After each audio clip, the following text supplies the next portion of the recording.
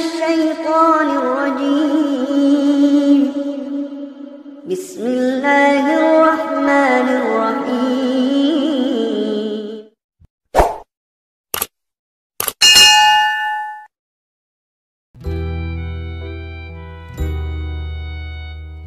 Assalamualaikum warahmatullahi wabarakatuh. Dunia adalah ladang akhirat yang secara sadar atau tidak perlahan akan meninggalkan kita, dan justru akhiratlah yang akan mendatangi kita semua. Allah Subhanahu wa Ta'ala berfirman dalam Al-Quran Surah Al-Mulk ayat 2 yang artinya, yang menjadikan mati dan hidup supaya dia menguji kamu, siapa di antara kamu yang lebih baik amalnya, dan dia maha perkasa lagi maha pengampun. Untuk menjadi makhluk ciptaan yang sangat dicintai Allah Subhanahu wa Ta'ala, tentu setiap manusia mencoba untuk menjalani segala hal yang diperbolehkannya dan menjauhi semua larangannya. Dalam hadis berikut, rupanya ada 3 golongan orang-orang yang akan menjadi musuh Allah Subhanahu wa Ta'ala di akhirat kelak. Ada 3 golongan di hari kiamat nanti yang akan menjadi musuhku. Barang siapa yang menjadi musuhku, maka aku akan memusuhinya. Yang pertama adalah seorang yang berjanji setia kepadaku namun mengkhianatinya. Lalu yang kedua adalah seorang yang menjual orang lalu memakan hasil penjualannya.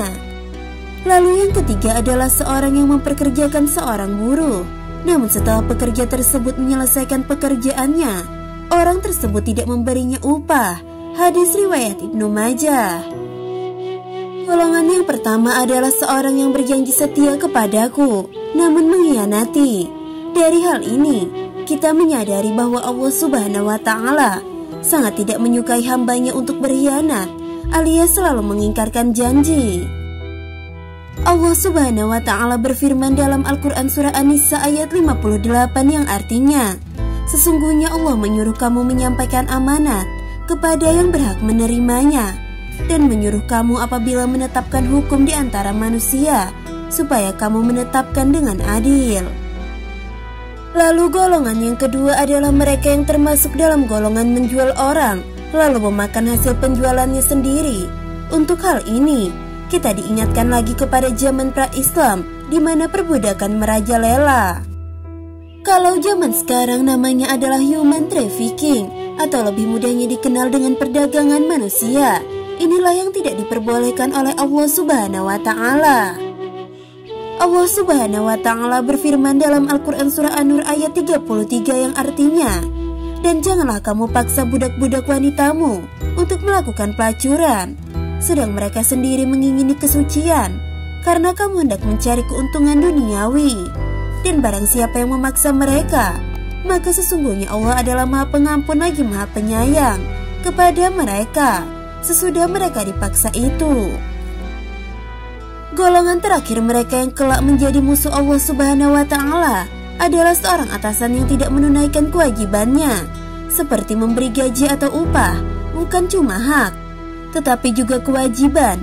Bekerja adalah bentuk kehormatan yang perlu dijamin, maka sudah sepantasnya bagi mereka yang bekerja untuk mendapatkan hak dan kewajibannya sebagai seorang pekerja. Rasulullah SAW telah bersabda, berilah pekerja itu upahnya sebelum kering keringatnya.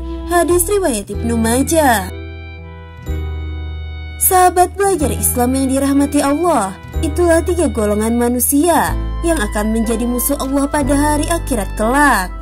Semoga kita tidak termasuk salah satunya, dan semoga video ini bermanfaat untuk kita semua.